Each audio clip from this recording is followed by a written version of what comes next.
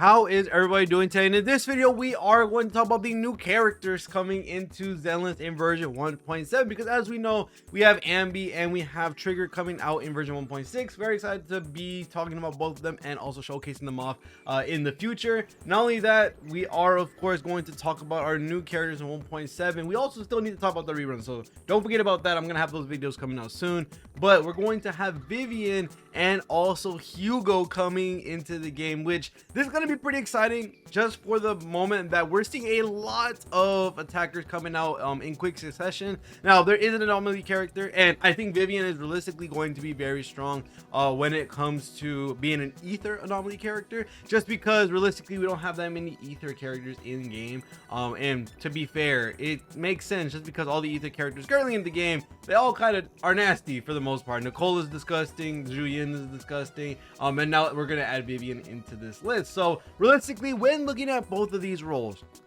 and looking at who is definitely going to be on the chopping block, who is going to be impacted by their I guess you could say increase or whenever they come into the game, for the most part, Hugo is definitely gonna be one of those characters that are going to shift over some characters to the side, while we have Vivian possibly helping out with new teams or helping out existing teams, helping out with new teams. And there are many things to talk about when it comes to what could they potentially have. When we look in game, of course, like I've said before, ether for the most part is just the de facto lowest count of characters in the game. We got Astra, by far one of the strongest supports in the game without a doubt. We got Julian, one of the strongest DPSs still. Of course, not to the degree of Miyabi, but she is still super strong in her burst DPS. And then Nicole is the overall basic general all-arounder debuffer for the most part, giving team boost, giving defense down, all that different type of stuff. These ether characters are absolutely amazing. And then going ahead and coupling these guys with the anomaly characters, you have Miyabi, of course, you have Yanagi, Bernice, and for the most part, these three have been the spearhead movement of anomaly for the most part, because Bernice can fit into most teams as she's going to be off field for the most part. Yanagi's forcing disorders on whatever reactions you're going to be doing, and then Miyabi just likes having disorders or likes having reactions, period. So Vivian realistically is going to fit very nicely into a lot of these different teams, especially if she's going to be working more around as an anomaly support or a sub anomaly unit to somebody else like Yanagi and like Miyabi. So we could potentially see some crazy stuff with Vivian as an anomaly character. Although yes, there are some in the game, you know, it feels like these are all we've been seeing in the game with how little it looks like we have, which is funny enough. And then we have Hugo as well. Hugo is a little bit more interesting just because Hugo is immediately taking up a spot that Ellen is already in for the most part. He is going to be an attacker, which is ice.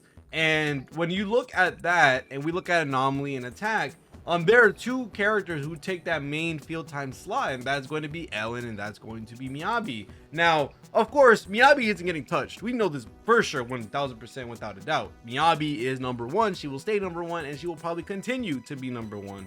But Ellen, for the most part, Ellen has seen a little bit of a drop up, of course, with the inclusion of anomaly meta-based characters, and of course, her just taking a lot more time to get her resources out than most. Is going to be hard for Ellen to be able to catch up or to be able to compete with what potentially Hugo is able to have, because as you may know, with the inclusion of the new characters, which are Trigger and also Pokra, they have the aftershocks, they have off-field damage. Same thing goes for someone like Ambi. This additional damage is popping up in the middle of their skill. So Hugo could potentially have aftershock as an attacker for ice, which would be very, very big when it comes to the damage comparison between him versus someone like Ellen, because he's gonna have almost 100% uptime on his damage, while Ellen has to wait for a stack. She has to manage them, she has to use her skills appropriately, she has to use her ult appropriately. There's a lot of things you have to manage, while Hugo potentially could just work. Like, he's just gonna be able to do what he needs to do very easily and very quickly with very little time to spare between not doing damage and doing damage. So Hugo realistically is very exciting when it comes to what he's able to potentially do. Vivian, on the other hand, this is where it gets a little scary, because yes, she could potentially be a really great anomaly character, especially with those of likes with Miyabi, with the other characters like Yanagi and also Bernice. There is one thing that they could potentially do for Vivian that I would rather them be stuck on attackers, but if it were to come to anomaly characters, kind of already have it with Bernice, but it would be, I guess you say, official for the most part. If they were to give Aftershocks to anomaly characters, that would be very interesting. It would really change the perspective of how good characters are if we start seeing more characters drop with Aftershocks, which of course that's going to be the main thing. We're going to see Hugo most likely have it, but for Vivian specifically, if she has it, that's going to be a whole different deal, because of course you look at Vivian and then you have someone like Bernice, and now you have off-field characters that can do their value without having to be on-field. And then you can have characters like Jane, characters like Miyabi do their job, even Yanagi do their job and absolutely like wreck house, go insane, go absolutely wild on the enemy. So right now, Vivian and Hugo, realistically, especially with this new edition of meta that we have, which is Aftershock, this is going to be pretty huge, especially for the meta of Zenless, because there's just so many characters right now that really want that field time. There's not many that don't want it for the most part. And seeing, you know, having Miyabi, Yanagi, having Ellen, having Soldier, all these characters, Harumasa, all these characters are really going to love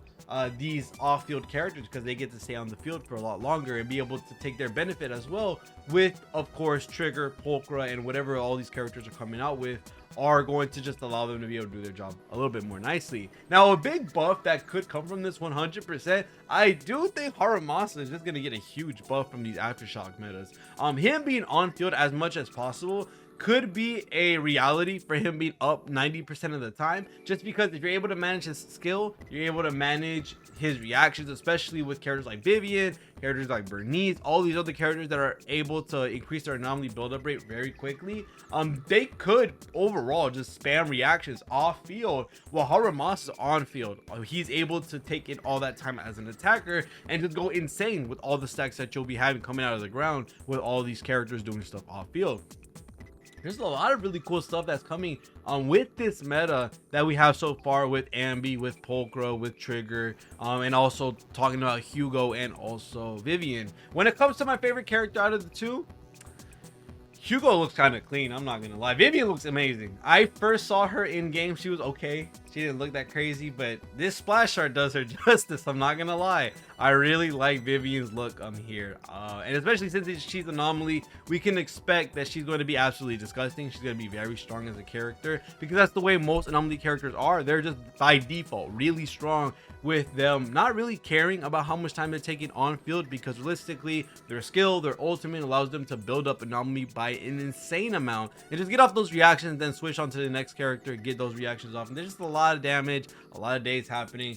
Vivian's going to be really strong. Hugo, on the other hand, he's either going to slightly shift the ice meta from Ellen and going into Hugo. I'm pretty sure, which I'm hoping that in the future a lot of these older characters might get the moves that they have in Lost Void to make them a little stronger, because if that's the case, Ellen could definitely still be a top tier pick if they were to do that, which we don't know if that's ever going to happen. If they do, holy crap, I'm just gonna fall out of my chair at that point, because that would be absolutely insane. To be able to keep improving characters as time goes by, that would be kind of cool. But other than that, that's gonna be it for this video when talking about Hugo and also Vivian. Honestly, really exciting characters. I think for the most part, these are characters that for the first time in Star Wars history, I would say that it would be an easy, not saying that these characters are bad, but it might be an easy skip, because of course these characters aren't tied to anyone that we currently know so far when it comes to the story. So a lot of people are going to be their first time seeing Vivian and Hugo, and not only that, attacker and anomaly. It's not like we have a stunner or we have a support coming on the way. So realistically, right now is our calm period, especially with Trigger and Ambi. That might be a calm period as well, because I feel like since 1.0 we've been having back-to-back disgustingly good characters, with of course Julian, with of course having Shingi, and all these other future characters that we had, like Jane, Yanagi, Miyabi. It just felt like every patch had somebody that was worth pulling on. So other than that, that's gonna be it for this video when talking about Vivian and Hugo. I'm very excited. Zenless has just been doing really good as of late. So other than that, thank you guys so much for watching. See you on the next one, and peace.